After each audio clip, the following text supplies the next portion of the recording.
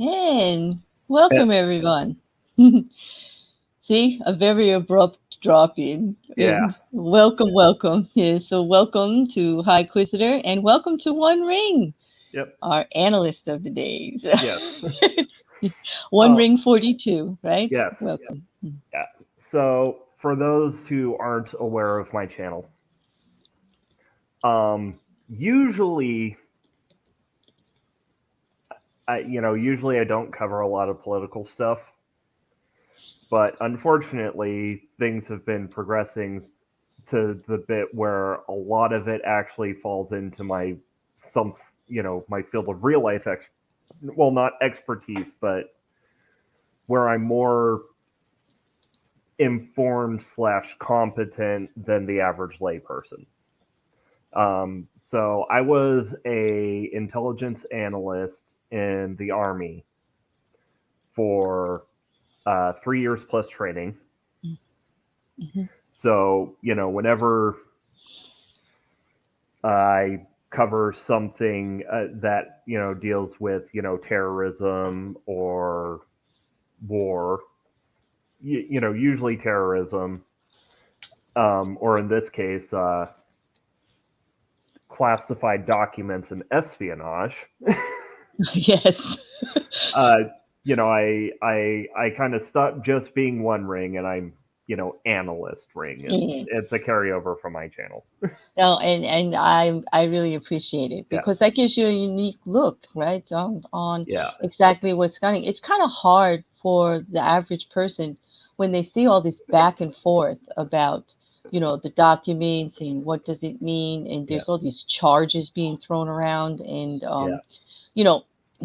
unfortunately, it's almost like a campaign, I would say, going on, back because everything's being twisted into a kind of misinformation and rhetoric again, which is, I don't, you say you're not this political, you're not usually political, and Barry Purcell says in the chat, I think most people find themselves making a statement like that. They're discovering they're more political than they thought they were when things like this happen. Well, what I mean is, like if you look at my channel is largely, media and talking about movies and books and stuff. And right, which is how I discovered you. I enjoy those conversations. And I think people would say the same thing about me. Right, Quiz? We've been doing some more serious, covering the January 6th, covering Roe versus SCOTUS, a lot of their rulings in this. Yep.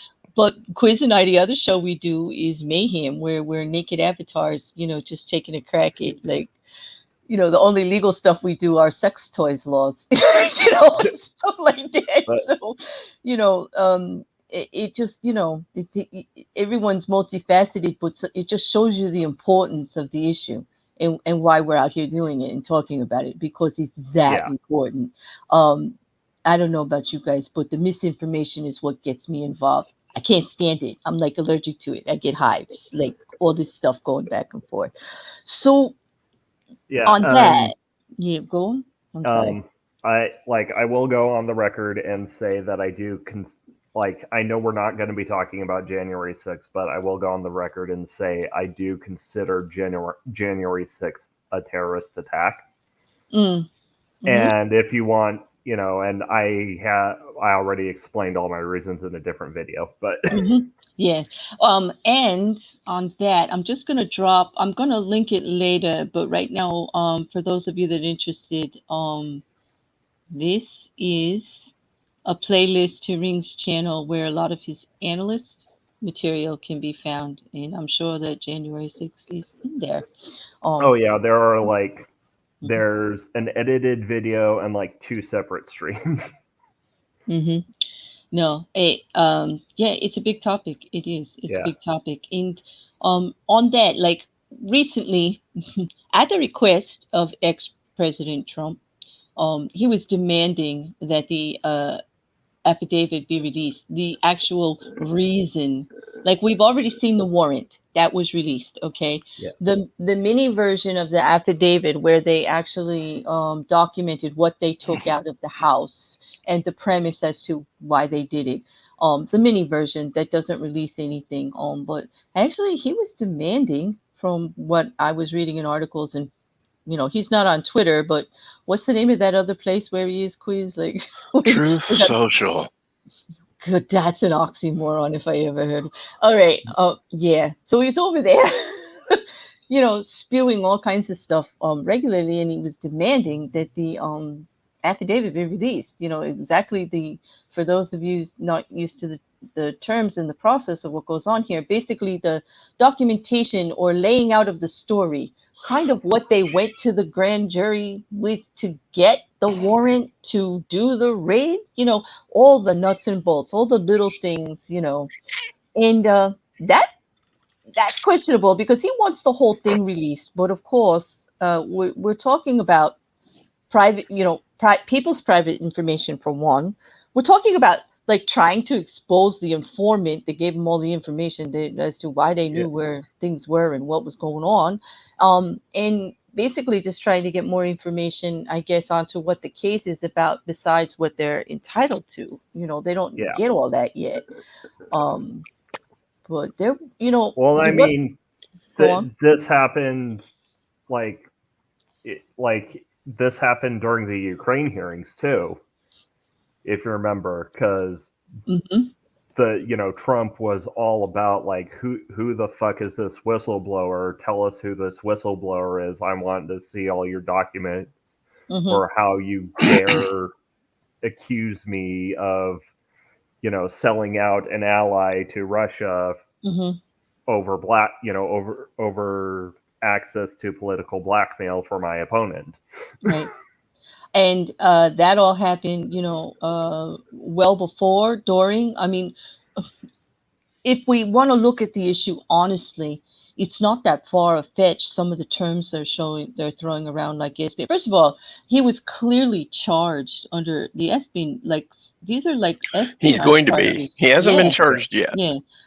Well, actually, what they're actually, the things that they're alluding to are from 18 USC, 793, 2071, 1519. They all carry quite a heavy, prison term. Oh, and here's a fun little fact that I picked up from Legal Eagle, which his coverage of this is great. If you want to look at the law bit, and I'm saying this as a total lay person, I the Legal Eagle videos are great. But so,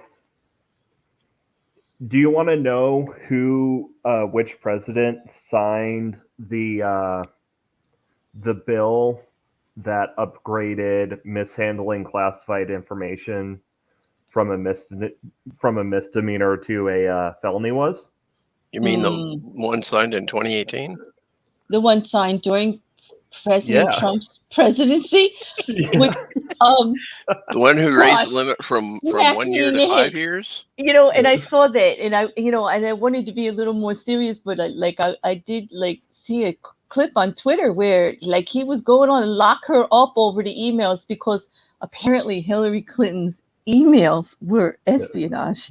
Okay, because she was having conversations with people and she didn't handle her emails appropriately and should be thrown in jail for 20 years because somebody hacked her. Okay, now, yes, there was misappropriation of documents, like mislaying of things, and things should be more careful. I kind of agree with that, but it's kind of like pot calling kettle black at this point, because this was not like somebody coming in and just moving things around in his office and he misplaced a box of something or a file, or somebody walked off with something. He literally called a moving company to take all these boxes out. Well, okay, and I have that's, one of the things we need to talk about is there have been 5 different stories or 5 different excuses given by Trump and his loyalists as to why all this happened. And of course, the first one was that the documents were taken by accident because we never really expected to leave the White House. Yeah. And when it suddenly happened, oh my, we just started picking shit up, throwing it into boxes, and then, shoving them into a truck, even though by the time it got down to Mar-a-Lago, the boxes were marked with top secret confidential and put in a locked room. But but they didn't know. Yeah, they didn't know. Yeah, so I'd like to read directly from the redacted affidavit. Please do. Go ahead. A preliminary triage of the documents with classification markings revealed the following approximate numbers. 184 unique documents bearing classification markings, including 67 documents marked as confidential, which is the lowest, amount of classification. 92 documents marked as secret, and 25 documents marked as top secret. Further, the FBI agents observed markings reflecting the following compartments/dissemination controls: HCS, FISA, ORCON, NOFORN, and SI. SI? Like that? That's pretty high up there, isn't it? Like secret information. Yeah, I don't recognize SI, but ORCON and NOFORN.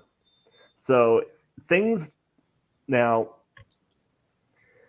I can tell you, documents marked ORCON most likely came from the CIA. Okay. And is that was that because it's a project or because it was something that we're working on? So ORCON stands for originator controlled. It basically means, hey, unless, hey, these get sent out to an approved list of agencies. If you're not part of one of those agencies, the people who made the document have to clear it to be shared out. And the reason why I'm saying the stuff marked ORCON probably came from the CIA is, at least in my experience, the CIA is the only one who uses that, because they're to be to show my army bias here. The CIA are kind of a bunch of dicks and they don't want to share with anyone. Okay. So everything they release is ORCON NOFORN. NOFORN just means this can't be shown to anyone from a foreign government. Right. U.S. only. And so, based on the things that they're having, first of all, it's all in inner workings. I mean, it was all from inside his office, things he was able to get at any time. It's all inner workings of the presidency anyway. You really have to do better. And the memos they put out themselves actually instructed them to do better in the handling of that. Having them, there at the house, or not the house, at Mar-a-Lago, at the resort, whatever, which is like anybody, like, I know they have Secret Service and I know they have protection and everything, but that is the kind of place where anybody can come and check in, and hang out for a while and have proximity, if not access. Like, I'm not going to say it was like wide out in the open, because obviously it wasn't. And when you read the affidavit, you see that there was communication going back and forth, trying to tell them from the start, lock it up better until we negotiate on getting it back and there's a firm deal. Like, you need to do better. Like, you can't have it just out like where whatever you're doing with it, you need to actually secure it. That's the problem with some of these with all of these documents marked top secret. They were never meant to leave the White House. They were never meant to leave certain people's sides. I mean, you just don't give the president a document marked top secret and then walk away. That's not how that works. Somebody from the intelligence community delivers a document to the president and then stands by. Right. When he's through viewing that document, he takes it back. It's not like we're just going to leave it here for you, sir. Right. So there's been some real issues that I have, besides what Trump did. There have been some real problems with the intelligence community lying down on the job here, saying, well, he's president, so he should just get him. Well, now there's the rabbit hole, because that's not even, the other shoe hasn't even dropped yet. That this couldn't have been done by himself. Absolutely. I mean. Yeah. And quiz to, like, as something of a minor correction. Sure. Like, what would have happened, say, if Trump needed, if the president needs to get classified, learn information from classified documents, like, he'd probably have a briefing in a room, set, that's most presidents, I will say, but we all know how Trump dealt with briefings. During his term, so just drawing pictures is what a lot of the people in the intelligence community said. And fun fact, you're not allowed to have any electronic devices or outside electronic devices when you enter a room that stores, classified material, be it digitally or physically. Which is the other thing, and I'm sure Ring can back this up. Our enemies, knowing that those documents were no longer in a safe and secure location, probably worked like mad to get into Mar-a-Lago. No, serious. And I imagine a few of them got into Mar-a-Lago. They may not have got to the documents, but they were working to get them. All right, based just on his presidency and his campaign, we know that this ex-president was enamored with some of the heads of other governments that we just wouldn't even think twice about. He is very fond of the Russians.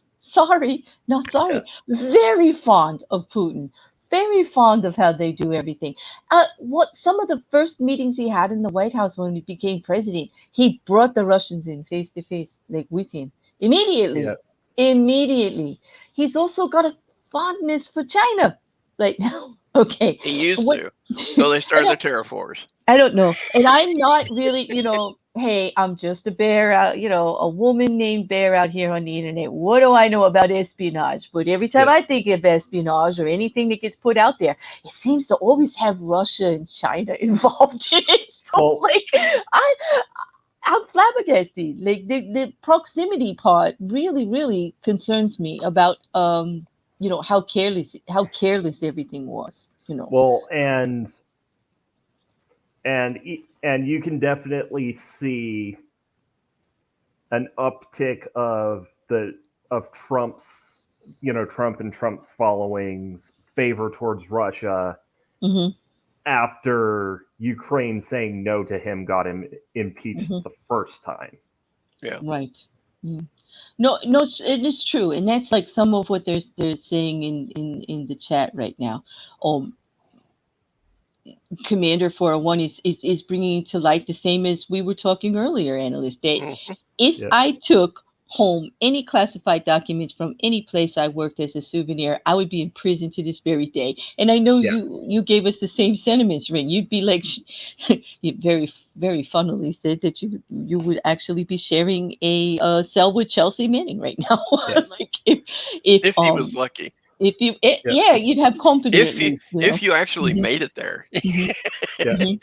And then now we do have reports, and I know Commander is reiterating it here because I had heard this rumor before. Now, it could be rumor. I was looking for some documentation about that, and I wasn't really happy, the articles like that were mentioning it, but that the Russian state TV is actually reporting they've seen the documents that are in question. Now, how could they if they weren't invited to actually see them or they weren't turned over? So there is something to this. Now, I don't want to say that he I know. All right, I'll probably get ganged up here, and come for me, YouTube, and everybody in the chat too, because you know my politics. Like, I'm not actually going to be pro anything that this man actually is saying right now, but I will give him the grace to say we don't know if espionage or anything of that was the intent or whatever. But at the minimal, the carelessness of handling those records alone, based on his own memos and new reinforcement of the law, can get him 10 to 20 years for mishandling it. I mean, the lowest they're looking at right now is just a single charge of the Presidential Records Act. And that gets him 5 years. And that's just 5 years for not giving up what you needed to in your presidency to document it appropriately, right? Like as if he took home the message pad from his desk with his phone messages in it for the last week, like that. You could get 5 years for that. They will probably, and this is something that I'm pretty certain on. They're not going to get him on espionage. They're not going to charge him on espionage. What they will do is hang it over his head. He will eventually plead to the Presidential Records Act, and he won't be able to run for president again, which is really what they're all going for. I mean, they don't want him back in office, period.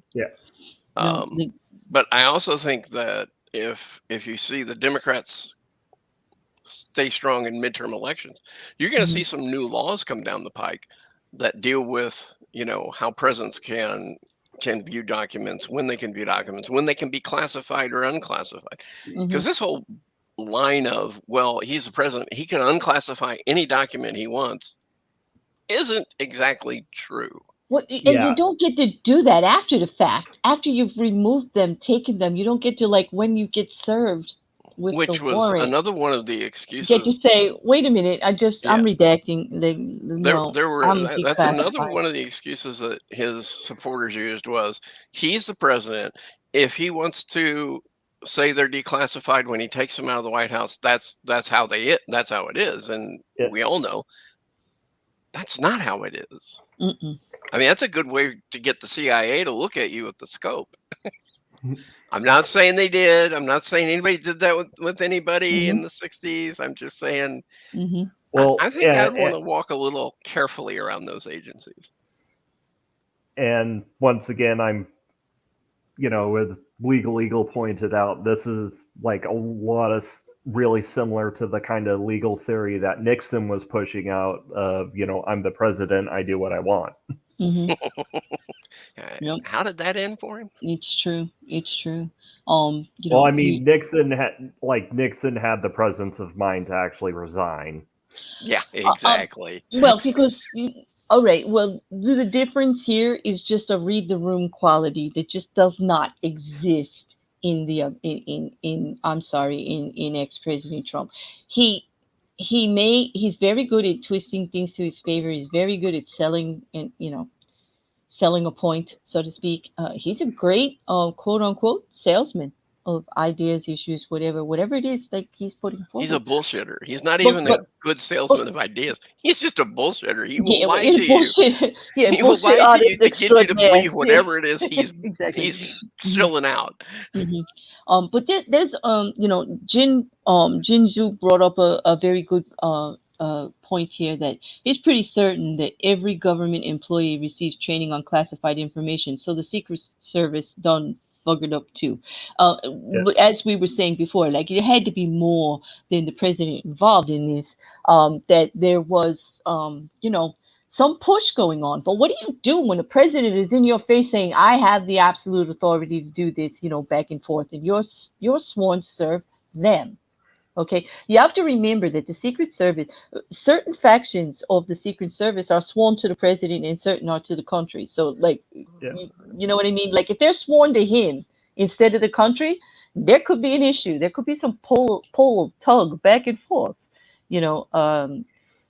It's different. But it seems like people are coming forth with the country's best interest at heart, which is good to hear. And, I mean, if the Secret Service oath is anything like the oath that you take when you go into the military, you're swearing to obey lawful directives of the, president and officers above you. Yeah, the only thing that Secret Service agents are actually sworn to is to give their life for those who they protect. It says nothing about I am here to protect only the president. I am here, to do what he beckons and calls. Exactly. They still have to take the first oath, which says you swear an oath to the Constitution of the United States, not to anybody else. Now, then we fall under, what we would call the World War II additions to these things, where you say, you just don't follow orders blindly. And we all know why those were enacted. We don't need a history lesson. And anybody who tries to hide behind, well, he was the president, so of course I did it, needs to be taken out of their position. I mean, I want somebody who will uphold their, the Constitution, not, say, well, the president told me to steal those boxes of documents, so I did. So, and I will say that this was like pretty much 99.9% repeating conjecture on my part, but at least based off my reading of the documentation, it seems to me that like what Trump did was he like just grabbed a bunch of classified documents and crammed them into boxes. Exactly. But I'm not sure we can say it was Trump that did it. I think it was Trump who ordered it. Yeah. Because those boxes were still stamped classified top secret when they got to them. Right. And there's no way Trump would have known that, I don't see Trump sorting documents. No, that's a top secret. Remember that box. No, because the way I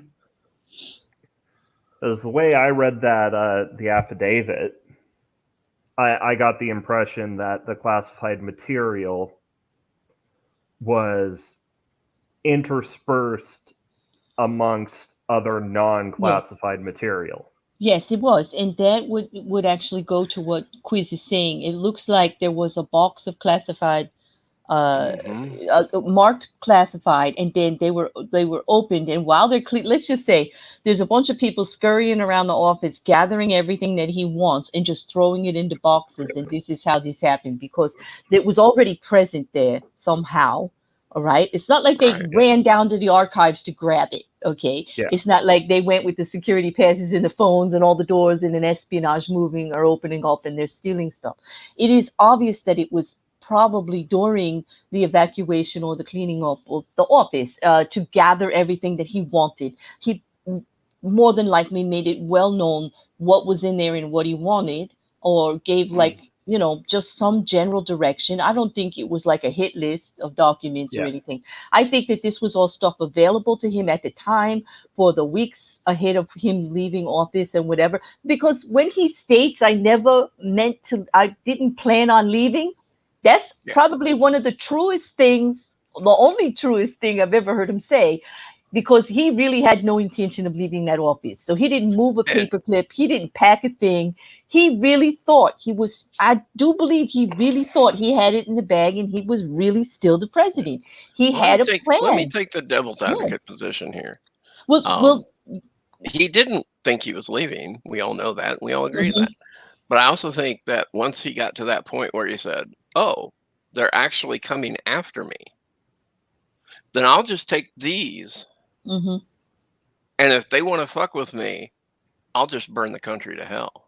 Yeah, well, we've seen that going on. This is January 6th. I mean, there was total disregard for the country. And again, we can't prove that he did it that way. We can't prove that his intent was to use them as a bargaining chip, so the DOJ didn't come after him, and so the CIA didn't put a bullet in him or whatever they do. But it does sound like Trump when you think about it. It does sound like Trump. Well, I have a bargaining chip and I can hang it over their heads, and if they fuck with me, I'll just burn it all. And I will say, like, the day when the day comes that Trump gets his day in court, you best have a safe place to bunker down in. Yeah, because if we had an absolute, national election and everybody was involved and we had January 6th, just imagine, and that's a scary thought. And I don't want to call it a riot, but I understand what you're saying. Ring, I get it. To be here in the United States right now, with all of this going on, even when January 6th happened, I never thought I would live to see such things, I never did. Or what's going on with SCOTUS, in just the dissent in general. I am a firm believer that it is this discourse in our country, the divide that is here, in the way things are looked at, that actually allowed the confusion and everything of him being elected in the first place. People were tired of the same old. People were tired of things not changing, with the dissension just getting worse and nothing ever getting better. And they just, when you keep plodding along thinking you're going to make a difference, you just get so damn frustrated.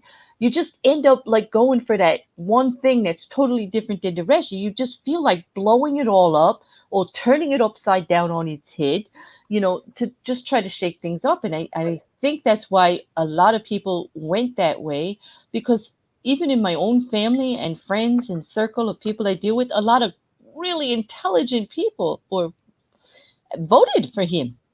Yeah. Which I still don't understand, because the man, before he went into politics, was so unlikable. He was an affront to human nature, in my opinion. And that's just my opinion, people. I'm sorry. But terms like businessman stick in my throat. And to comment on Barry's. Yes, I wanted you to answer that about the executive order. Yeah. So I will say, I can't really speak to legal issues because that's nowhere near my area of competence. But I will say that the current theory floated out by Trump's team of the president has absolute right to declassify by word or deed is very, very, very dangerous. Like, from a national security standpoint, because once you, when it comes to declassification, once that genie is out of the bottle, you can't put it back in. Once information is declassified, it's out there. And you can't reclassify it. Exactly. Right. And, yeah, and I've got a question. I want a follow-up question on that. Yeah. Ring, how long would it take to get someone approved to view top secret, highly classified documents if they were just appointed to say, go and look at them?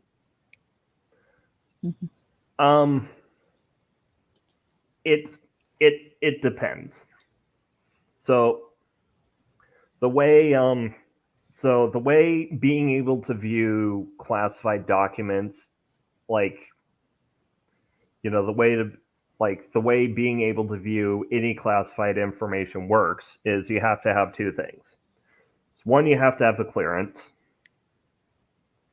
and getting the clearance approved, like, depending, it is basically clearing a background check.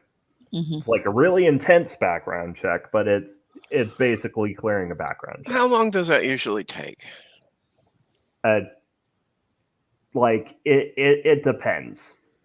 It depends on your history growing up. Like, mine was cleared by the time I was out of basic. So I think I entered basic with my background check cleared. But the other thing you need to know. So, like, say you have a top secret, SCI level clearance. That doesn't mean you can just go in willy-nilly and look at anything you want. Right. Yeah. And the reason I ask this question is because on Friday night, a Florida judge, a federal judge, has decided that she's going to, quote unquote, take a look at the possibility of appointing a special master. To view all the classified documents and the top secret documents to see if they really are. Well, for one, we're crossing over boundaries now of what the legislative or the judicial branch can tell the executive branch to do. So you're in trouble there. Two is, whoever you choose, if they don't already have that absolute, oh my God, top secret classification availability, you're going to have to wait for their background check to be done, everything to run through the system. So even if you do appoint a special master, by the time the special master gets there, the DOJ is going to say, we've already looked through all the documents. Well, there's two options there. Like, they could pick somebody that already has that type of clearance, which would be, if they're going to be looking at the documents and actually wanting to understand actually what they are, I would hope they go for somebody so high up in it that there's no question that they know what they're looking at. But as AT2 pointed out, it could take 3 to 15 months, depending on, the ultimate need to know about this for any TS and SCI clearance. But we already know in his administration alone what the problems we had with clearances. How it is. If you actually look at how many people were roaming around the White House under his direction that didn't get clearance because they were having difficulty and he didn't care. He still put them in his cabinet. He still put them right next to his own family. Most could not get clearance very quickly. Jared Kushner, for one, had some issues, and he was like right next to the man. As far as policy and everything and eyes on things and stuff. Same thing with his daughter. So they had to work around those issues already. So I apologize for any shitstorm this might start in the chat. But so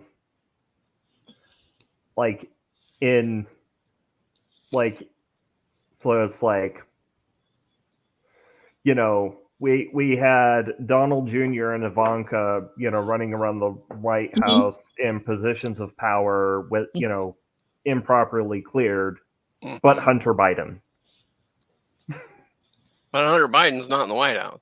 No, wait a minute. But wait, can I just address that Hunter Biden thing? And believe me, I'm going to take a little weird stance here. He did get investigated, and rightly so. They had an issue, okay? And they investigated it.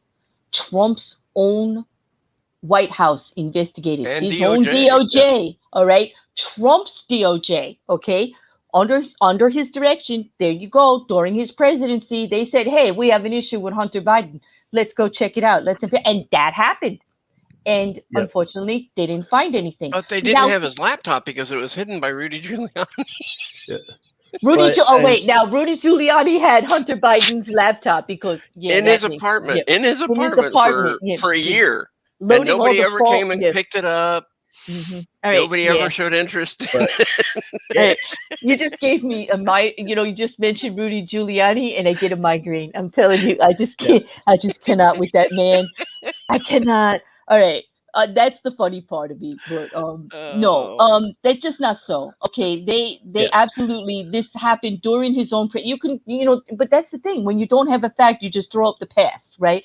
And that's the same thing that he's doing on our ex-president is doing out there with the rhetoric. He's going, oh, but what about Hillary? Oh, but what about this one? Oh, but what about that one?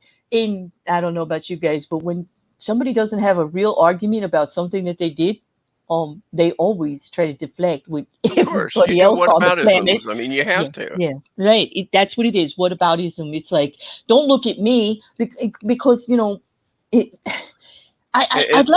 like when you get pulled over for speeding, and the cop comes up to your window and says you were speeding, and you go, yeah, but what about all those other cars that were speeding with me? Yeah. Well, okay, dumbass, you just admitted you were speeding. And I can't pull over every single person. You're the one I caught. You're getting the ticket.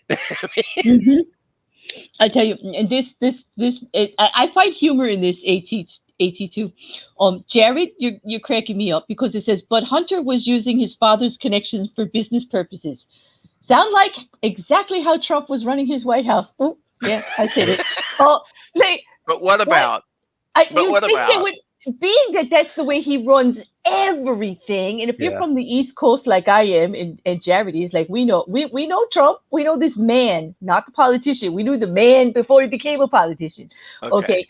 How you run things through family connections and you use people for this, that, well, that's just like running water in the White House. I would like to know what person who doesn't have a high position in the government doesn't use family connections to get jobs, to get to figure out what pharmaceutical company is working on the next big thing so they can buy it right just in time to make millions of dollars. Senators. Senators. I didn't say that. Did I say that?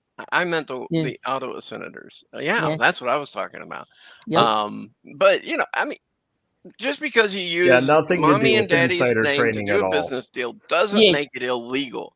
What it makes you is an asshole, because you can't do a business deal without invoking someone else's name. It makes you an idiot to me. I mean, just a comparison and like trying to be as neutral as they can here. When you look at, like, you just mentioned insider trading ring, and my brain just exploded, because even in the presidency before with Obama, we just had some stuff back and forth, and the one before that too, with some insider trading issues amongst senators and Tea parties, and they got busted out. Like, people turned on them, like they knew it was wrong. People turned on them. Things came to light, and things started to change. They didn't get busted out in the last administration, but not in Trump's. Like, that was actually standard operating procedure. But you see, the DOJ was not operating under Trump's orders.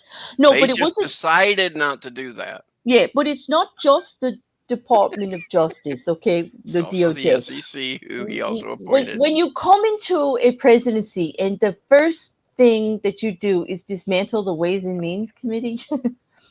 And the Checks and Balances committees, when George Conway gets tossed out on his ass because he's looking at you, that kind of speaks to me like, nothing to see here. Just move on. Like, we're laying the groundwork here to do whatever the hell we want to do. Now, I understand. And that's what they did. They did whatever the hell they wanted to. And then they got caught. Then they went over the line. And I think that shocked probably 95% of them that were in that little circle of Trumps, when they actually saw people breaking into the Capitol, and they were like, we didn't sign up for that. and they begin to backpedal. But you see, Trump was already on the line. Trump was well over the line. I always said, and I'll still maintain it to this day, when Trump got elected, he thought he was elected as king. He was going to stay in power forever. Yeah. And he was doing everything he could to make that happen. But fortunately enough people woke up in time for the 2020 election and said, no, absolutely not. We've been on that road before. And now it's come to this. It's come to Trump backpedaling. I had nothing to do with January 6th. Even though his own words say differently, even though his own actions say differently, even though his own people say differently. You're special. I love you. Yeah. Go home though. And now we're at the point where, and this brings me back to my point of, I just feel that he took these documents knowing full well they're top secret documents. And he's going to hold on to them because he knows eventually the DOJ is going to come for him. And why do I think this? Because here in June of 2021, they were saying, you need to return these boxes. These boxes, this box, this box, this box, this, and this, and this, and this, and this. And he said, okay. So everybody's like, well, you see, he did what he was asked to do, except he left 13 top secret boxes alone. He told them they didn't even have them. So why does he do that? What's the motive for doing that? And it isn't that he forgot, because they already said that the person who already snitched on him also came back and said, oh yeah, he's been through every single one of those boxes, read everything in them. Yeah. So he knows what's there. Yeah. He knows what he's doing. Right. He did it for one reason.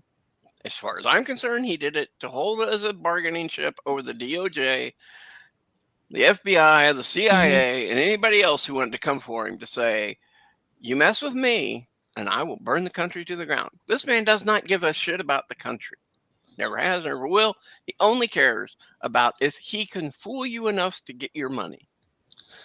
Well, and it's a power thing. I think it's more than money at this point, because presidents hold power, but I think one of the things that actually disappointed him greatly, and he spoke on it, and you can hear it, is that he wasn't allowed to make as much money that he thought he was going to make with all of this. I mean, he's still making money, but he thought he could do so much more. He was very disappointed that the executive orders were not just like snap his fingers and boom, it's done. He had a totally different idea of what that presidency would be like. And we did see his lacking in knowledge on how things really work in government prior to his presidency, like what the process actually was. And I think that that's on purpose. He didn't feel like he needs to know or educate himself on any of it, because it's not going to be that way as long as he's there. It's going to be what he wants anyway. That's the kind of man he is. He doesn't learn things around him that he feels are unnecessary, because it's only going to be the way he says anyway. And I mean, if you look at the, request for the special master document, it's full of, Trump has privilege. It was his right. Trump, Trump can do no wrong. Yeah, this is a good statement here, Quiz, from 82, from what you said before. He's asking us not to attribute to malice what could be more readily explained by ignorance, which I would agree. I would agree. But here's the thing. Except once you told the investigators from the National Archives, those are all the boxes we have, it then becomes malice. Because you have more back there. You're hiding more. But honestly, that's why it's no longer ignorance. Yeah, 82 is, both of you are right. And actually, it doesn't even matter, because ignorance is not even going to protect him as far as this law is concerned, because everybody knows ignorance of a law does not protect you from whether you actually stayed within the lines or not, just because you didn't know about it. So he can't even use that. The only way he's going to be able to use this is politically out there in rhetoric, in the information that he's trying to put out in the contra, to try to build up for his, what we see as an active campaign. Every day this man is still actively campaigning for the next presidency, every single day. He is and I mean, once again, look at the request for a master document. It's like, oh, you guys didn't do this because you're interested in justice. You did this because the primaries are coming up, and and Trump is the clear, No, you know why they did this? Because in June, Trump and his lawyer actually put forth a document saying they had returned everything that was asked for. They signed it.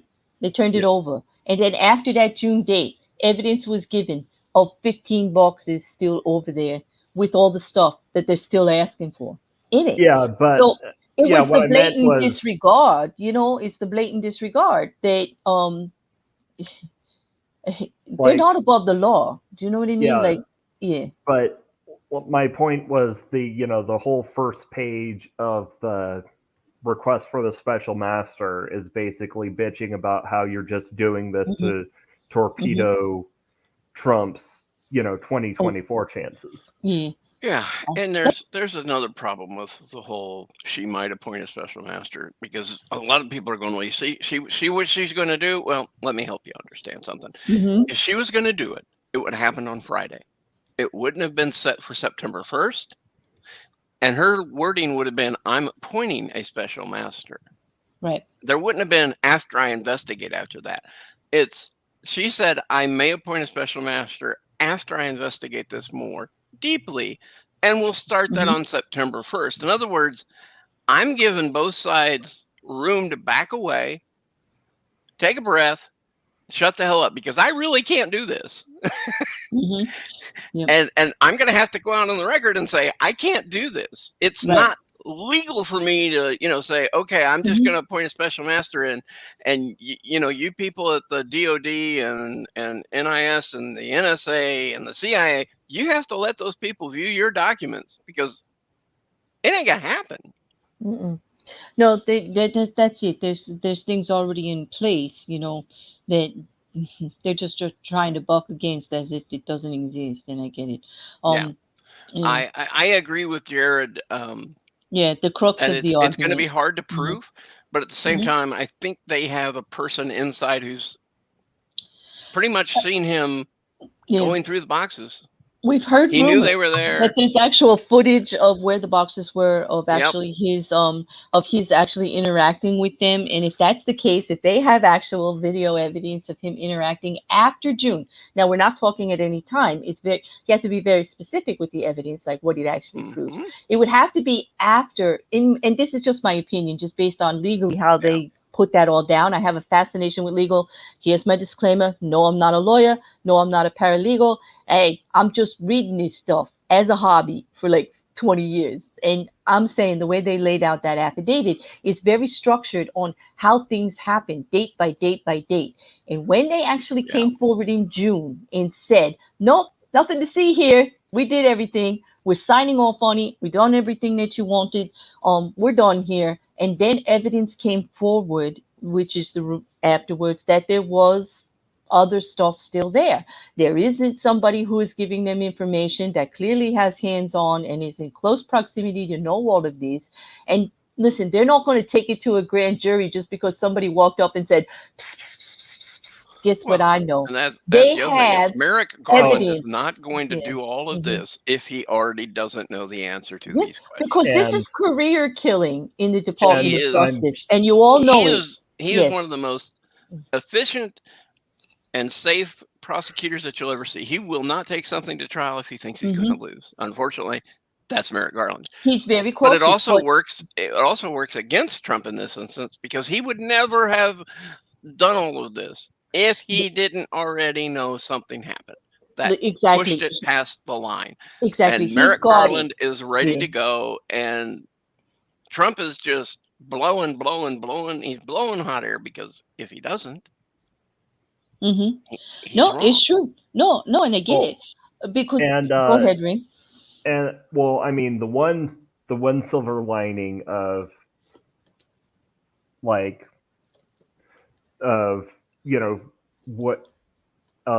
if/when Trump does get indicted is we're going to get to learn what bombshells behind that redacted text, because I bet it's because the timeline in the affidavit goes all the way up to June, and then it's just redaction until until the appendices. So you got it. I very much have the sense that there's like a hell of a smoking gun bombshell behind that redacted text. Yeah. It is. No, I totally can see that too. I mean, it's going to be, they're going to be selling the rhetoric. Everybody kind of already can see it, that they're going to be saying, this was planted, that was planted. There were 5 points that they're bringing forward. I would like, if with your grace, panel quiz in Ring, there are just a couple of things I thought might be interesting if we just look at as to what they're saying on the reasons that this whole thing is wrong. Okay. I think one of them we've already addressed. They actually put forward the story. This is coming from the lawyers. This is coming from Trump himself, and he's let's just call it his PR. Putting it all out there. But basically, that these documents were taken by accident in the January chaos, which we've already talked about. That's kind of like the process we already admitted to espionage. Yeah, right. They say it's hard to know what's classified and what's not. Just disregard that big stamp that's on it in big letters that they, just disregard all that. There are actually, as we saw in the memo, there's a whole training process where they let you know all of the statements and what they actually mean. When it says this and it says that, that's what it actually means as far as classification. We know that Trump's presidency put those memos out themselves to all the staff in 2017 because they thought there was a small problem, because Trump was calling for firmer laws to go against Hillary and all of the what he considered evil Democrats that were spilling secrets all over the place to try and to ruin him. So we know that was a big thing that he was doing, and it's not really helping him now because it proves they all knew. It proves that everybody in that White House knew the process. It was a big thing. But what about the fact that they're saying these documents were planted by the FBI? That's number 2 up here. Okay, if they were planted, can I ask, how are they now arguing that they're really not secret documents? Because once they left the White House, they become unclassified. Now, if they were planted by the FBI, they would have no idea what's in those documents. Yet they're not saying, we don't even know what's in those documents. They're saying, oh yeah, we had those documents, but we took them by mistake. Right. Yeah. So you can't say it both ways. You can't say we had them and then they were brought in by the FBI, so we had more. Yeah, and unfortunately, most of Trump's base are Olympic level mental gymnasts. Exactly. Because didn't they just debunk it themselves with all their other arguments? Oh, yeah. Yeah. The first one for number 1. All of them, all of the arguments these others that I'm going to bring forward. So it's also kind of was invalidated by, not only the surveillance evidence, which is in the affidavit and clearly laid out. I don't know how they're going to go against that. The surveillance evidence is actually there. And also the stuff watched by his own family members and, that have actually said that they saw this, that, or the other thing. People are not being quiet. Sorry, but they're not. People are politically motivated. They don't want to go to jail, and they see the shiny fruit. There are people, he has created this this future for everyone around him, that they see a political path for them. They see that the door has been opened now, that you don't have to have long ties to politicals or even have, much of a political stance to actually have a political career anymore. And he's opened that door wide open, and his opportunistically raised members of his family, and I say that is something that he has ingrained in everyone, that you go for the opportunity there. Why not you? Go for it. That's something that is deeply ingrained in all of them, and they're all looking that way, which means they're talking. There's no loyalty there. Well, I can see. It looks to me like there were two. There are basically now 2 camps in the Republican Party post January 6th. There's one, the first camp is holy shit, this is dangerous.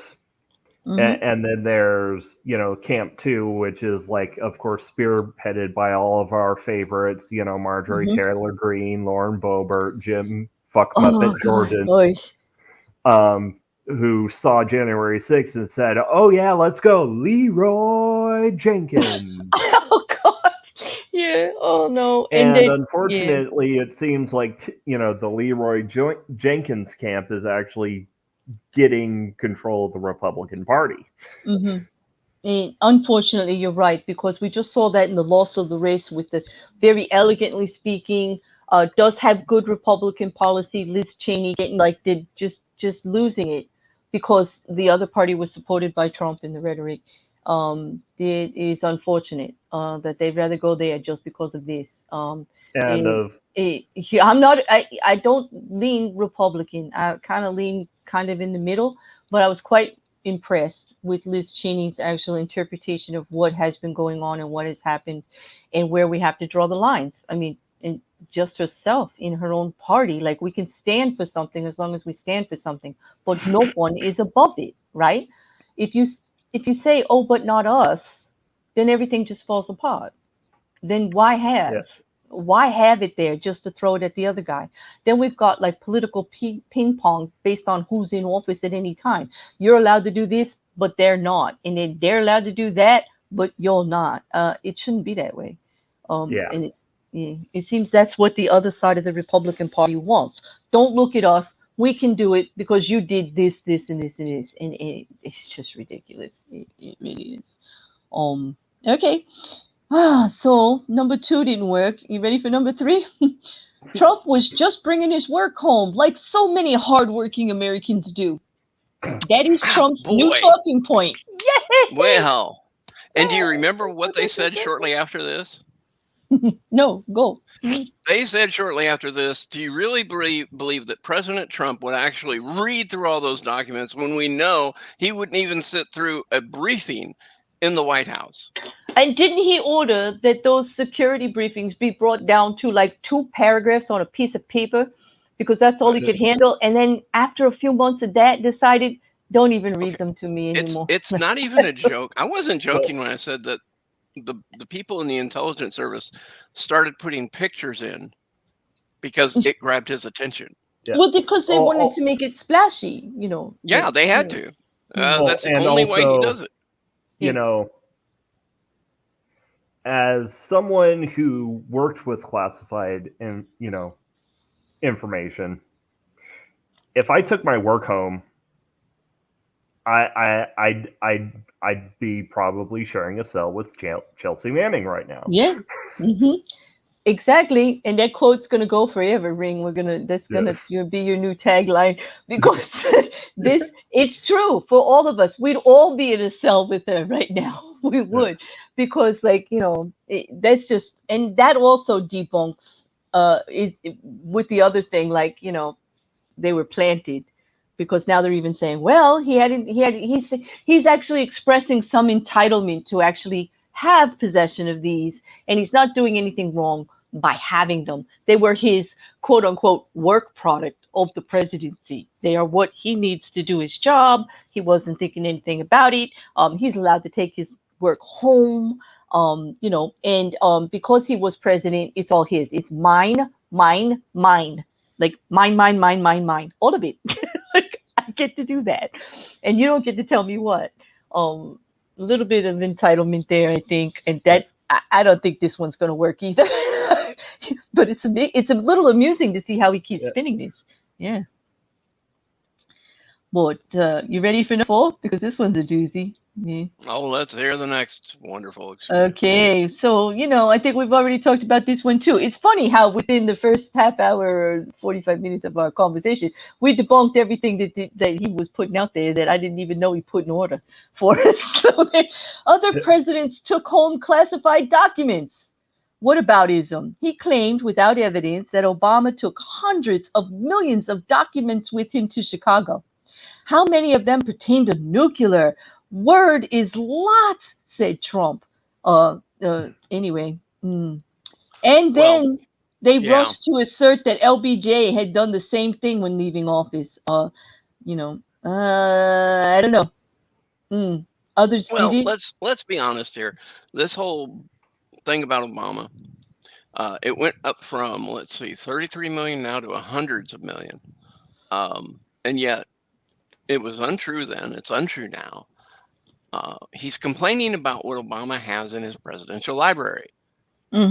Problem is, and here's the weird thing is, the president, the former president who is in charge of building the library, but the library is not run by the former president. The former president turns over the library to the National Records Archive and makes requests to say, I want this and this and this and this and this. I mean, you have to understand that he was in office for 12 years. So yeah, there's a lot of stuff that he has that he can choose from. And I'm sure he chose whimsical, and I'm also sure he chose, very serious. Have I been through his presidential library? No. Will I go anytime soon? No. Sorry, I just don't want to read a president's daily menu or, dad jokes that he wrote while he was in office. I don't think they're that important. But this is a braggadocious thing that we give presidents to do. Now we have a presidential library, so you can brag about how good you were as a president. And that's what presidential libriaries do. Yeah, for this one to work, he'd actually have to follow still procedure. Owned. Yeah. All those documents are still owned by the United States. The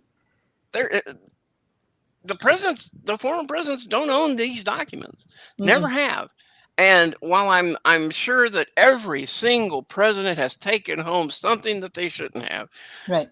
And there is a library for all of them. Like, we have a library. Yes. Like Clinton has one, and Reagan has one, and Bush has and them. The funny thing is, most of those presidents, when they found out, this I shouldn't have taken home.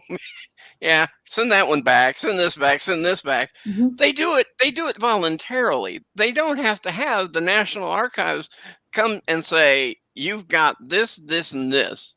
At least that's what we know about. You need to return them. We didn't know. So here you go. There's those 15 boxes. We don't have another 13 boxes back here, though. No, you know what? I do. I think, Rin, you will agree. Like, there was a process. Like, if that was it, like, if it was just like based on the fact that, like, because of with Obama having documents or whatever and following procedure to open a library and getting everything either declassified, reclassified, or approved, there's a process, right? If they're going to follow that line, like, we're just working towards what everybody else was doing. I think everybody else kind of followed the process, though. And actually dotted the I's and crossed the T's. Could have been a misstep. Are you sure they didn't dot the T's and cross the I's? Maybe. I don't know. Either way, they had a pen in their hand, which is more than what Trump did. So that's be my only point. At least there was attempt there to actually do the right thing. Now, I'm not going to say that people have not misstepped. People get charged regularly with the mishandling of these documents. Let's be clear. This isn't coming out of the blue. This isn't something that we've never heard of before. If you go in and you look, and you can just do some Google searches on how many people during Trump's presidency, during the one before that, everybody, but even with the Hillary Clinton emails, that was looked into officially to make sure that there was not the leaking of really top classified information. It was definitely checked out. Did they have to go to her house to get boxes of emails? No, they didn't, because they cooperated and turned everything over. And so a raid didn't happen. An affidavit to the grand jury.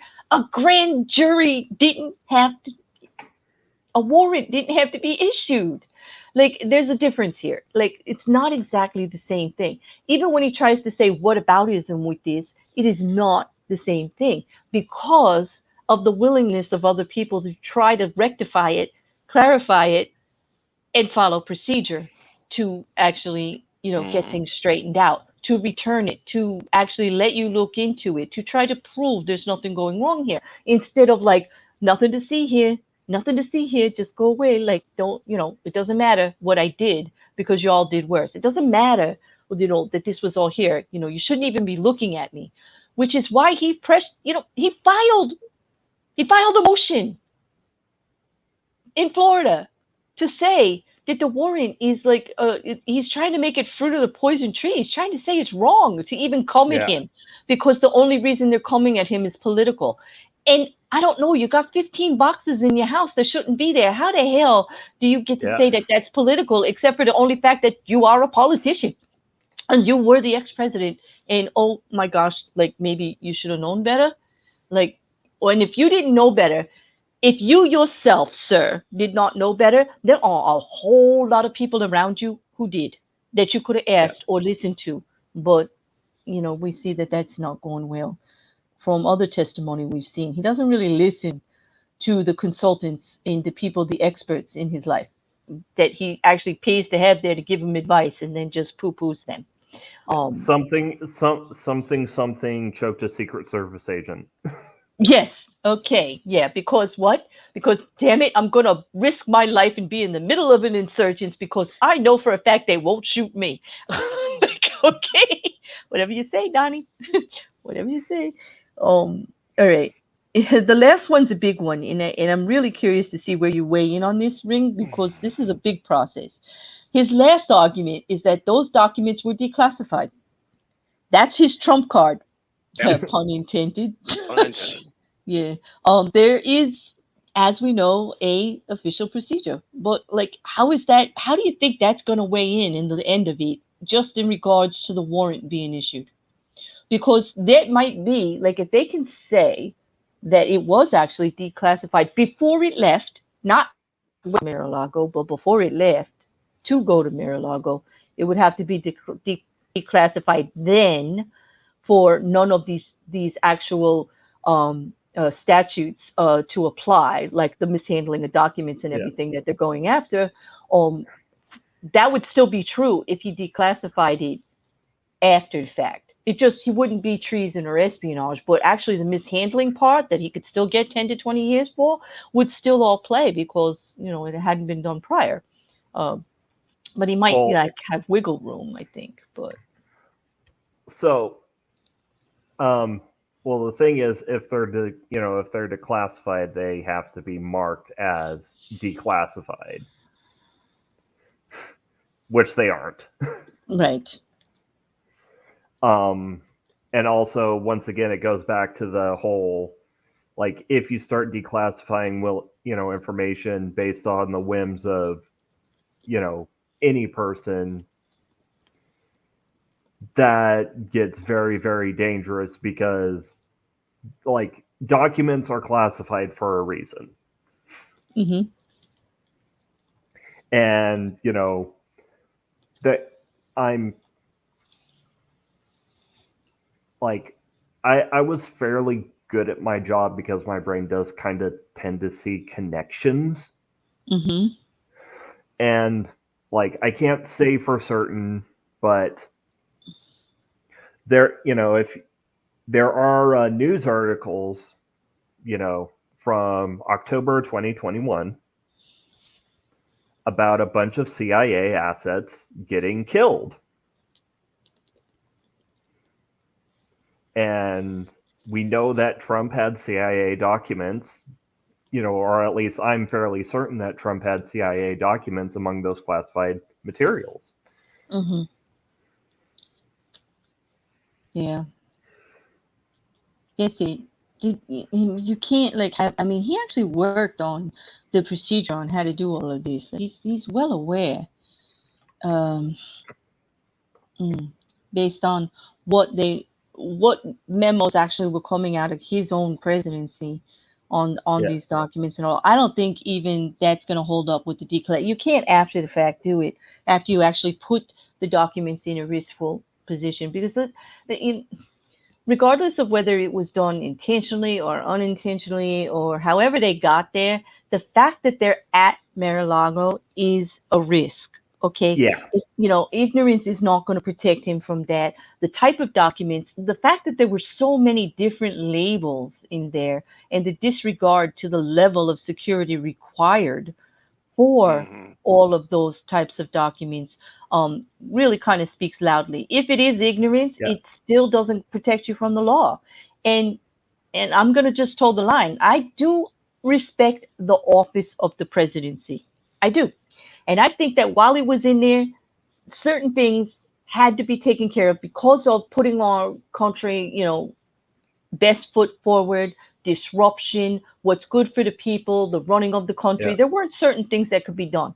But once you leave the office, okay, you are an ex-president. You are just an American under all the same laws. Now, I'm not going to say that the presidency is actually not that you don't have to follow the laws. Yes, they do. I'm just saying what you hold them to at the time and how much you go at them. You should take a little bit more consideration, but they are not above the law. No one is. Yeah. And apparently he just thinks because he was a president that the law, like he's above you don't get to apply the same rules to him, the same ones that he was putting on other candidates and other people and other presidents, the same things that came out of his mouth about the mishandling of documents. If you go back, there are speeches. You can go back to his actual campaign and pull them out. And yes, I'm working on it. Yes, I am. That should be a great parody reel. Or to draw an example from history, King Louis, King Louis XVIII was put on trial for treason, but it was Citizen Capet that was guillotined. Oh boy. Okay. Yeah. Well, that would, what? If we could do that, that's like a fantasy of mine. Boy, does that solve a lot of problems that I have right now. Hey, let's bring back the guillotine. The point being, you can't use the office as a shield once you're out of the office. Right. Well, I think a lot of people have some misconceptions about being president. Number one, he may be the commander-in-chief, but that doesn't mean he has a higher top secret information only classification than everybody else in this country. Yeah. It just doesn't. I mean, there are people who have worked for the agencies for 40 years who have higher classifications than he does. And he's looking at documents that they would kill you for. I mean, no question asked. You wouldn't make it. You wouldn't make it to Cuba. You would have been dumped. You would have been pushed out of the plane over the ocean and said, "I don't know. He just got lost while we were flying down here." And I can't confirm it because I only saw it in certain news articles. But some news articles are alleging that there was special access program stuff in there, and I will neither confirm nor deny any experience I may have had with special access program information, but rumor is that's where the really spicy stuff is. Well, that was there's stuff about the French president here too. Oops. Yes, dossiers. Maybe we shouldn't have mentioned that. Yeah, there is the stuff that's getting leaked in the rumors, and we do need to be careful here because I try, but I am hearing all these same rumors, and the press is repeating them and putting them in, and they're coming from somewhere, and they say they're coming from the informant kind of side of things, the people that were actually, and I think they are actually alluding that there was more than one person involved in actually bringing forth to light that the documents were still there and blah, blah, blah. There are people that just didn't really sit well with them, that this is going on back and forth. The blatant disregard in saying that they're not there anymore upset a few people from what the, several articles are saying. And these aren't little, this is, it's hard to say, who's right. The Post, the Washington Post, the Guardian. I'm not gonna unless it's in the Guardian 20 times. Sometimes they give me something to go for, but they have been better at listing where they're getting their sources from. So I have to give them a little bit more credit than historically. But we have to be a little careful because they're all just reporting on the sensationalism of it too. Yeah, and That's why I'm only speaking like with confidence about stuff I actually saw mentioned in the affidavit. But the fact that that could be the kind of information would allude to why they, you know, when I look at that affidavit, in both, I think you both have read it. When you look at the redacted affidavit, can you not see how long it took them and how careful they were and how they really did try to be respectful and take everything into consideration, that this just probably happened, but our main goal is just to get everything back under lock and key, and we'll deal with everything else afterwards.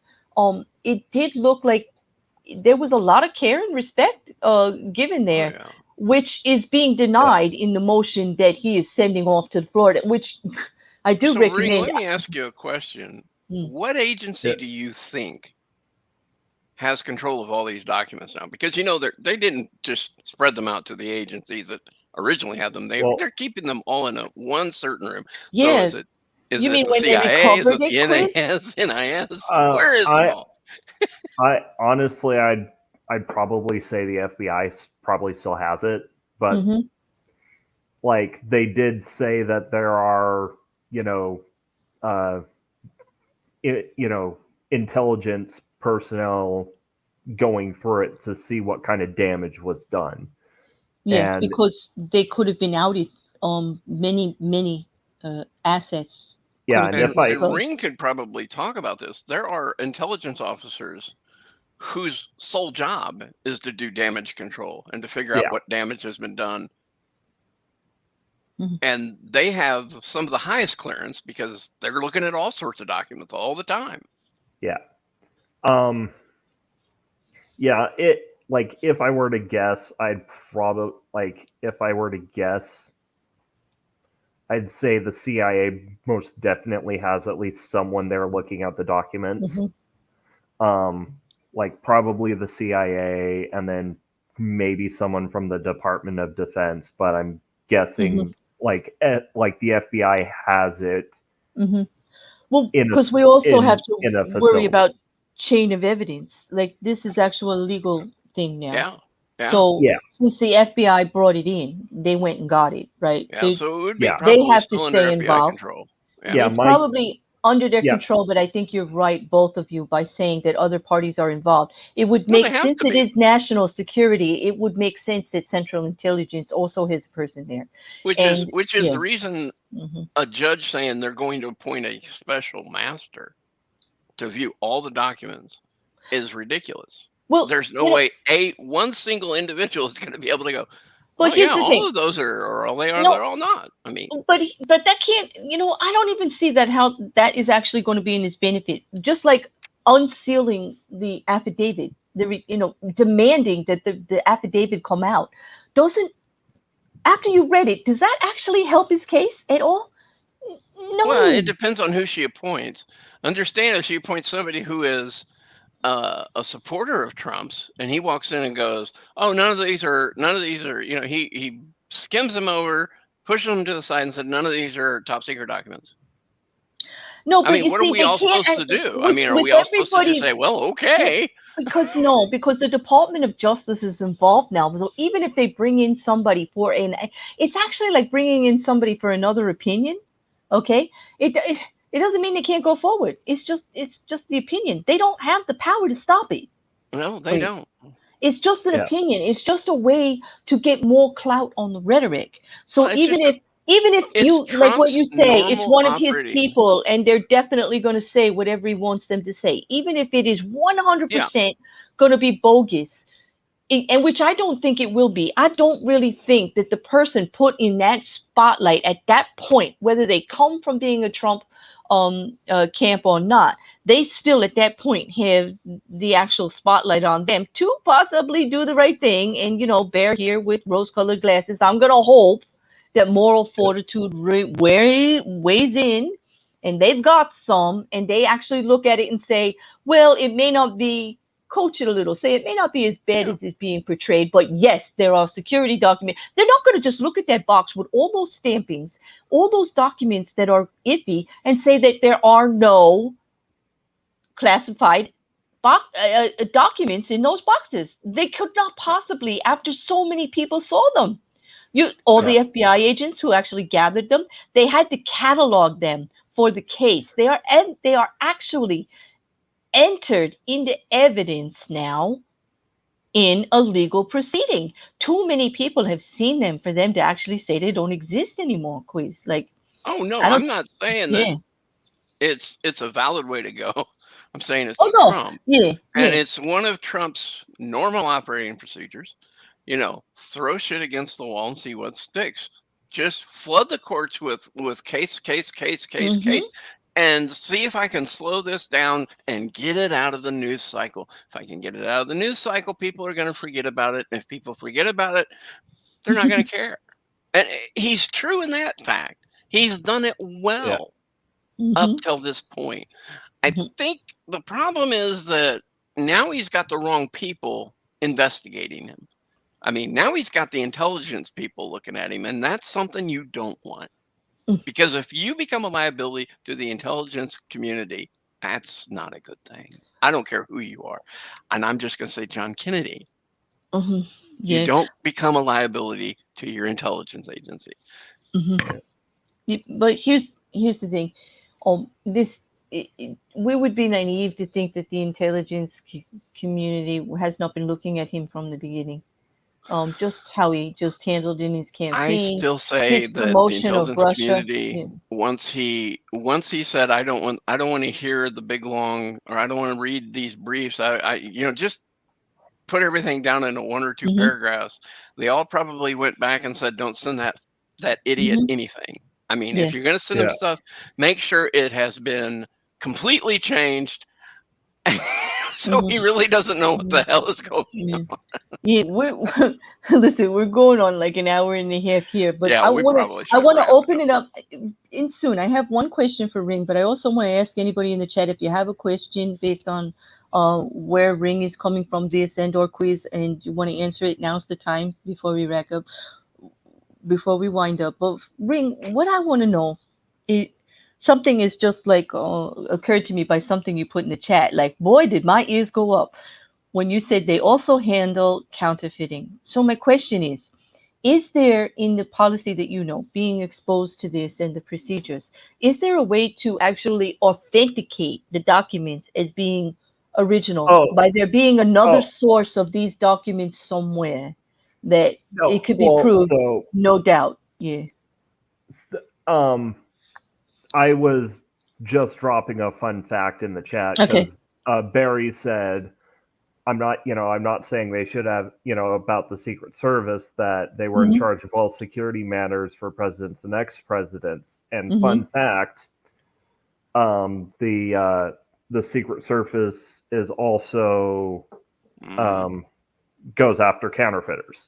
Oh no, they do. But it did pique my interest, because I think that could be another thing that they say: manufactured evidence. Those aren't real top secret documents. Yeah, like that was so. It was a genuine. It's a genuine question of mine. I don't know this answer. Like, because they are top secret, they're so top secret, these documents. Is there another source for actually confirming their original, like that they are what they are?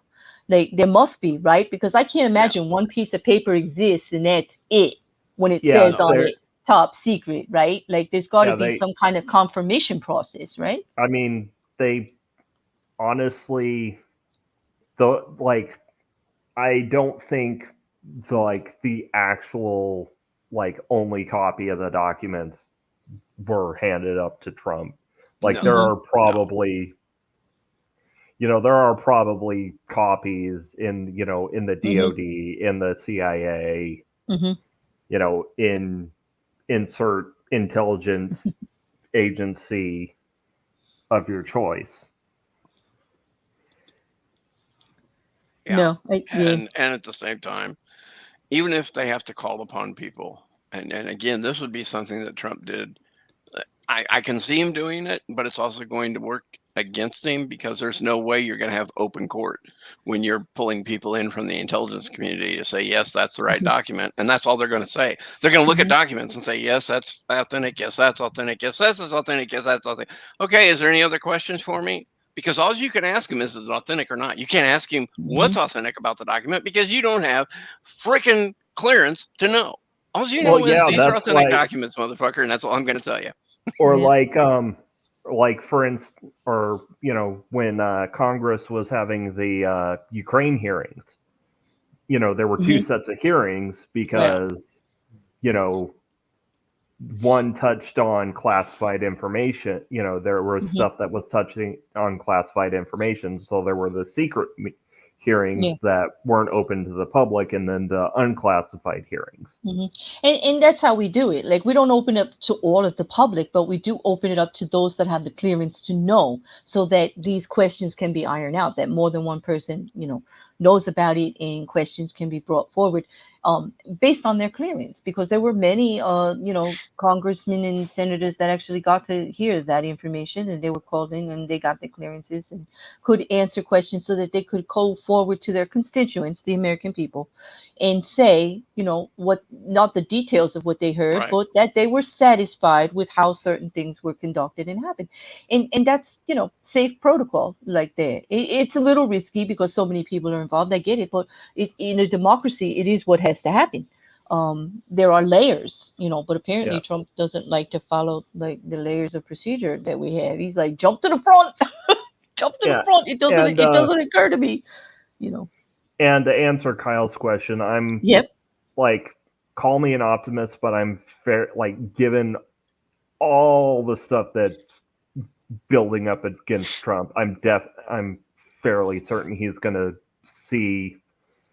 He's going to see his days in court. But the downside of that is, the downside of that is there's probably going to be something akin to another January 6th when that happens. Yeah, which is I'm a cynic. I think Trump might fall over from a heart attack all of a sudden.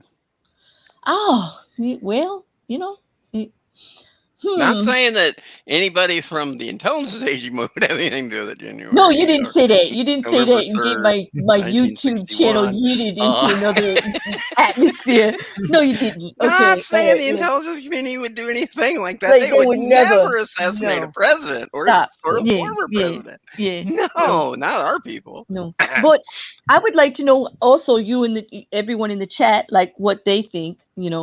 Barry Porcel says, the Epstein defense. I hear you, Barry. Like, stop. It's like you're making valid points and cracking me up, like, at the same time. Like, and I love it. But definitely I want to hear from the chat on this question from Kyle's Goldfish too. Will Trump ever actually see the inside of a courtroom for this? Let's just say that he has no choice. He may not actually show up, but damn, is he spending some money on legal fees right now? Because New York is serious. They've been waiting a long time. Okay. And they also are the ones that, everybody's been pulling it in. They got his charity thing released. They, got Trump University turned over. Like, they're serious about this. They know that there's some wrongdoing in all of these things. And he may just it may just be an Al Capone kind of situation. We know that all of this all happened, but when it comes down to it, the easiest thing to lock him up and make him, like, get him away from the public is go after his taxes. We would just get him on that. And you do go to jail for that. You do go to jail for that, and you can't really. If you call those jails. Well, hey, at least he'll have his Burger King or his McDonald's and his Coke, jails with golf courses. I don't really call jails. I don't. I don't even. But I don't actually think that these charges in the current affidavit for the documents will result in prison, because I don't think that's why they filed it. I really don't. I don't think I'm looking at careful, cautious following of procedure here. I'm looking at them trying to do the right thing. I look at them being concerned for the country and just saying we have to do this because no one is above the law. And they're actually taking so much time to do it and doing it in such, what I would say, I mean, some people would say, oh, Claire, you're out of your mind. They filed a warrant. How grace is that? That's not grace. Yes, it is. When you look at the whole year, how long has he been out of office? And don't tell me they didn't know the day he left that those boxes left with him. Don't even. They have known from the start what was going on, and they have proceeded in such a cautious, respectful way to try to resolve it. Without this, that I really don't think jail is what they're after here. What they're after is a little bit of bending and a little bit of compromise here to say you're not above the law. You did the wrong thing. Tell the people what you should have done properly. That if you had a reason to have them, let's just look at what you did wrong, why we gotta like clear this up, what should happen, and you know, do it that way. But no, he's gotta fight it and use it for his campaign, like he does everything. You know. And then we'll have another video like we saw at 4:00 on January 6th. We love you all. Yeah. Go home and be safe. Mm-hmm. He'll get up there and say, no, we can't say it like that because it'll make me sound bad. Mm-hmm. He doesn't care who he throws under the bus, but he will not himself say, I did this. I took part in this. It was my fault. He'll never say that. Well, accountability, the whole first part of the alphabet is missing, like especially that accountability part there. Like that's not going to happen. We've not seen that with anything. It doesn't seem to be his status quo. It's not in his wheelhouse. Even when he was a civilian before he got into politics as strongly as he did to become president, he never really. It was always somebody else, some reason, some law, like is the reason anything went astray. It wasn't his doing. It was a failure of the system, you see, because he doesn't really do anything wrong, ever. So I will say there is one upside to the potential, or there is one silver lining to the potentiality of the U.S. exploding in the next few months. The military people will get to practice their shooting. Well, no, because if you look at the videos that have been leaked of the militia movements doing their quote unquote training, they're not training for the kind of fight they need to be training for. So, I mean, there's probably gonna be a lot of a big noise, a lot of damage, but they're not doing any kind of preparation for what they need to do to actually I think engage in the kind of conflict they need to have a chance. Yeah, anybody who wants to conduct a civil war now should remember that most of the people who are in the armed forces just got back from Iraq and Afghanistan and fought in cities, and they know what to do and how to do it. You're not going to beat them in a city. And then if you decide, well, we'll take it out to the country, then you're just going to get bombed to hell.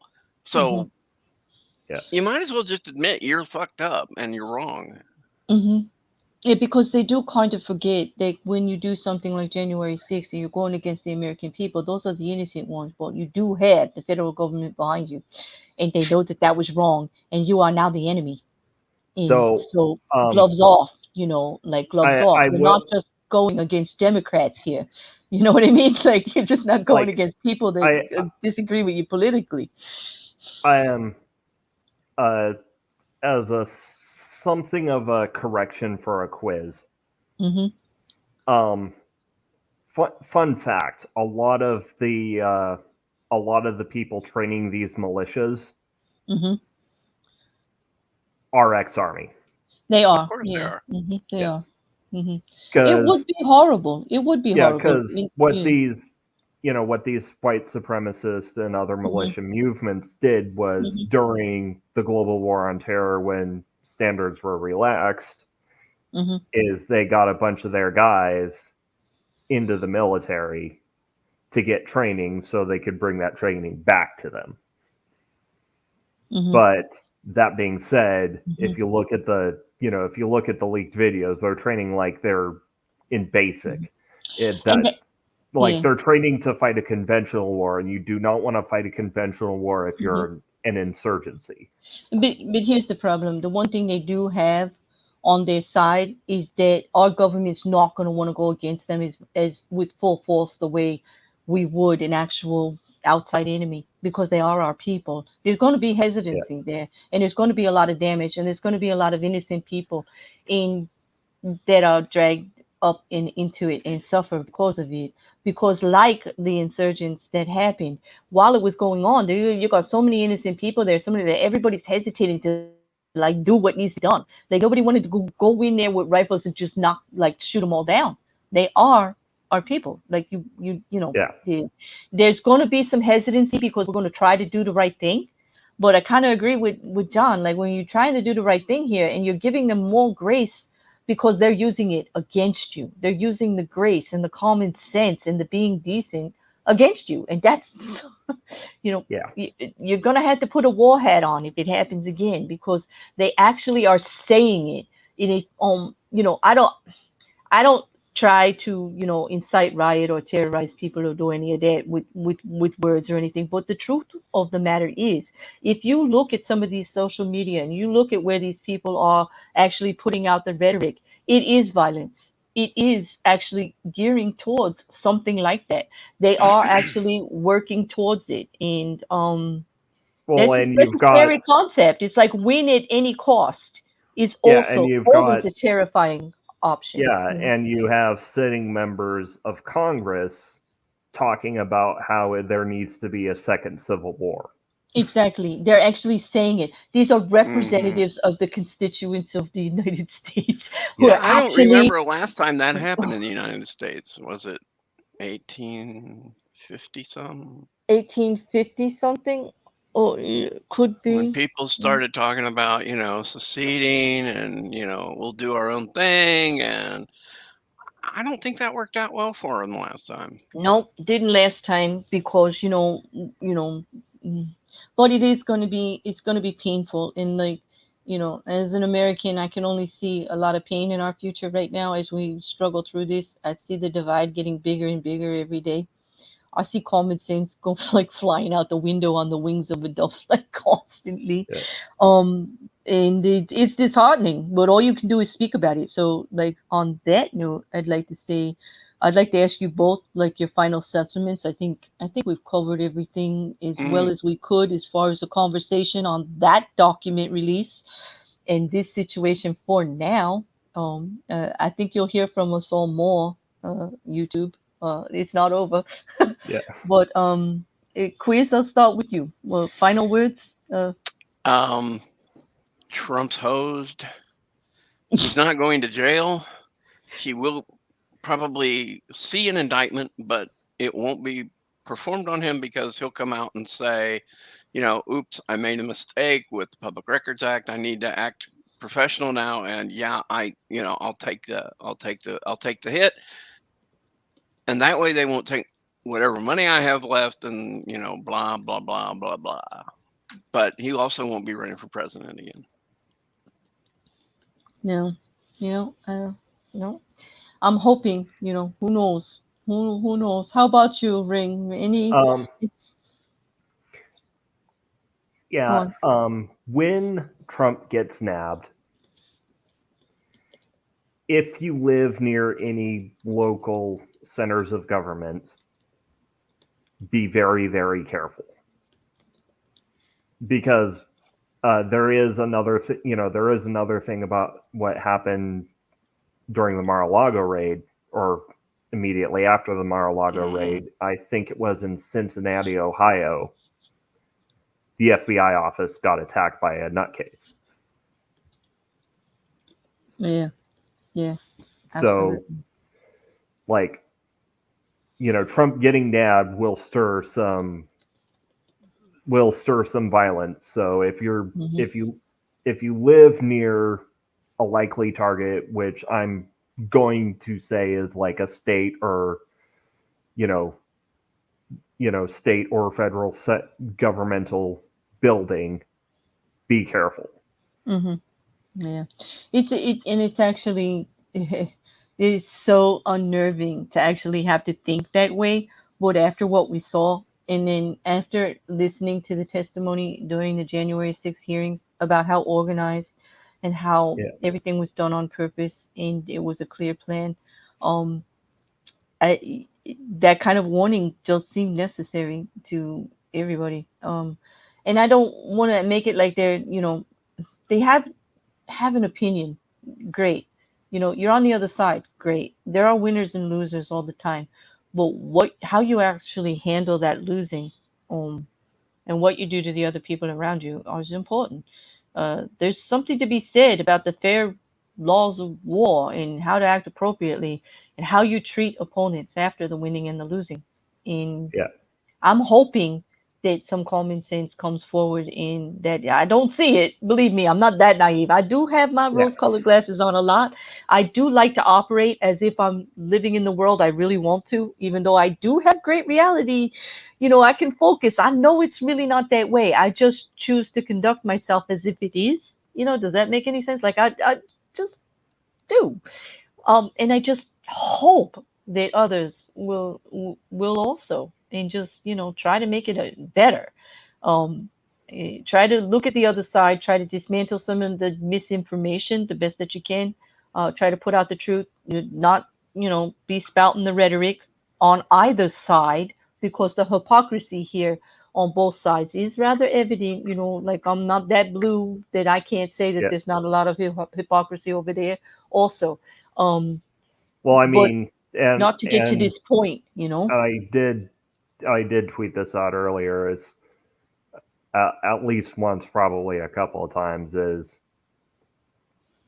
even people who vote Democrat know that Republicans are more likely to keep their promises. It's just that most of those promises are threats.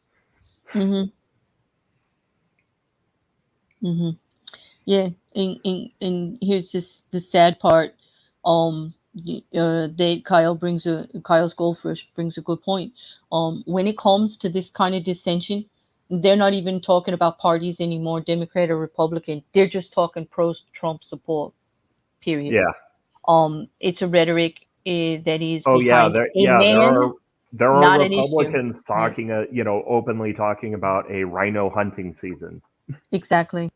And it's terrible, because it's not about an issue. It's just about supporting the man. And that's scary. Like, it should be about issues, and it should be about, coming together to solve the problems, and not just the support of the man blindly like this. I will go so far as to say, as supporting a man above all else exactly is 100% antithetical to what the U.S. is supposed to stand for. Right. So, like, take patriot out of your name and out of your Twitter monocles and stuff, people, because if you're doing that, that's not patriotic. Supporting a man is the farthest thing from being patriotic that I can think of. You need to support the issues, the policy in the country. You need to you can actually go against our laws and our regulations and say they're not good enough and they need to improve. But you don't go blindly behind a man just to get that stuff done. That is not what I would call patriotic. And, if you need help, I'll look up the definition for you. But just go on. I know you know where they are. So on that, I think that's it. Thank you so much, both of you, for joining me. And for everybody in the chat, great conversation. I hope to have more.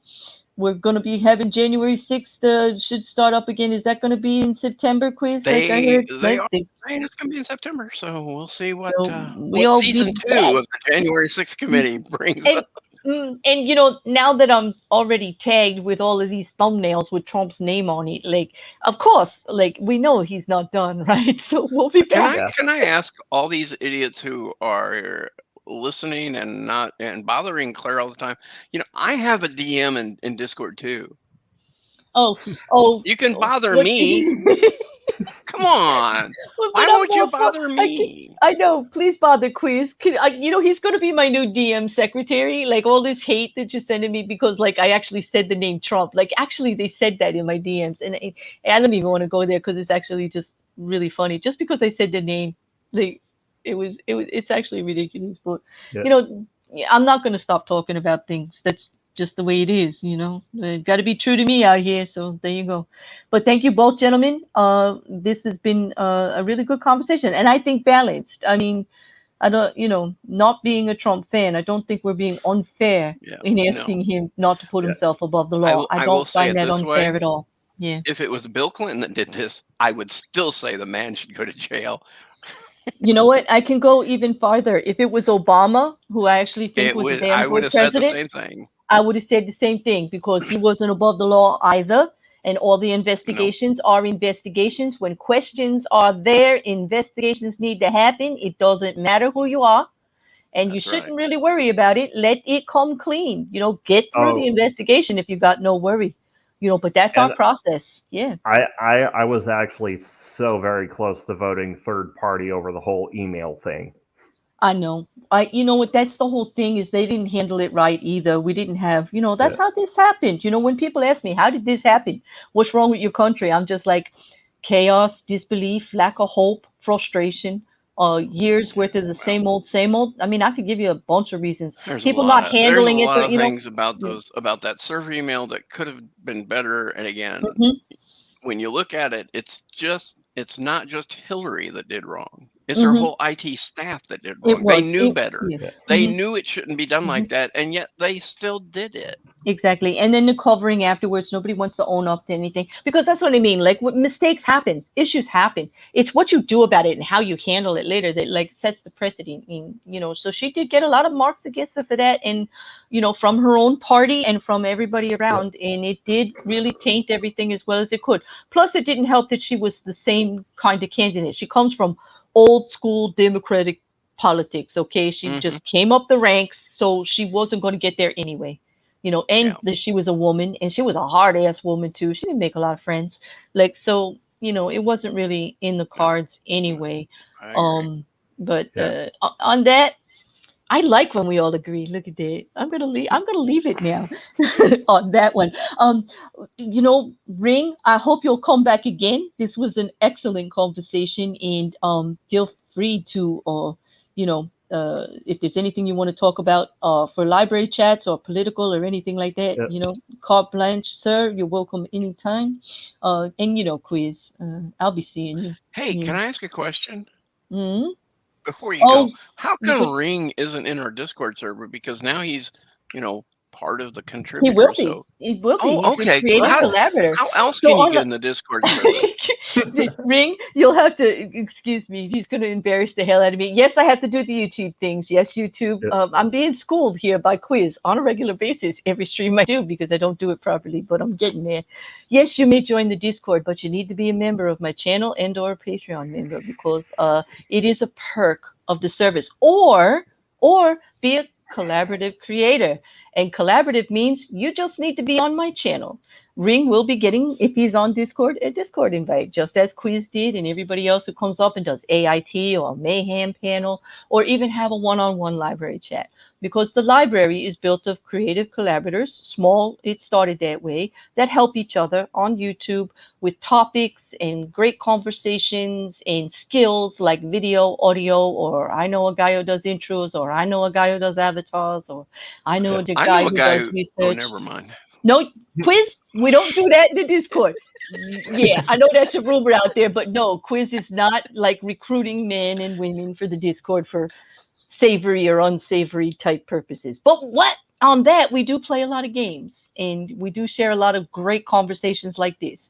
So on that, come join me on the channel, or be a supporter as a member of a Patreon if you want in on the Discord. And on the other YouTube thing, please do me a favor. Like, share, comment, do all those things that get this message out there for everybody else. That maybe this conversation can continue with others. Share it with people that might want to know about it, and maybe get me a few subscribers as we go. That'd be nice. All right. But on that, thanks, Quiz, for the nudge. Manager will be happy. And sorry for all of you that have to listen to the YouTube drive. I don't like it that much either, but it's got to be done. It has to be done. It's unnecessary evil. And I would like to mention that when you do join membership and you do join Patreon, I am that, person who I'm not taking any of that. That is all going to either the improvement of the technology for the fund, if you go through the coffee thing, or you designate super chats to it, it's going to go right to the improving of the potato only. And all the other money gets donated, as we can attest to the Patreon money that has recently gone to the Trevor Fund and to the Small Creator Fund that got headphones and microphones for several people that were struggling with their audio on their small channels. I don't keep it. So you'll be doing a good thing for people too. Plus, you can have fun in the Discord. I think it's fun in there. But anyway, but on that, I think we're done, gentlemen. I hope that's okay. Quiz, did I do YouTube okay? You did a great job. Manager will be happy. As long as you are, Quiz. I mean, if anyone is interested, next Sunday, I'm starting up Media Musings again because now I actually have internet again.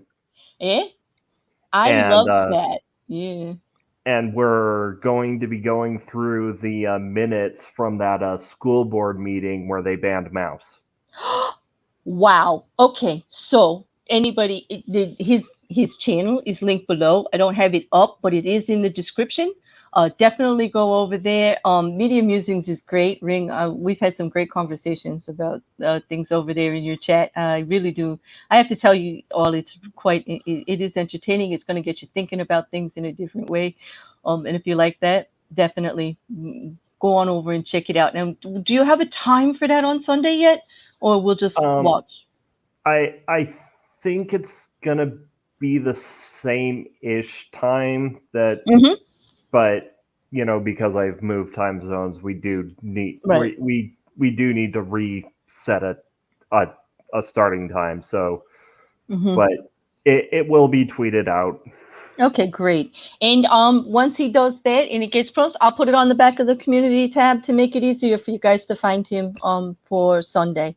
And on that, I think I think that's good. Yep. See you all tomorrow, Monday. Legal updates in true crime. All right. Have a good one. Thank you, panel. Thank you, Min. You're welcome.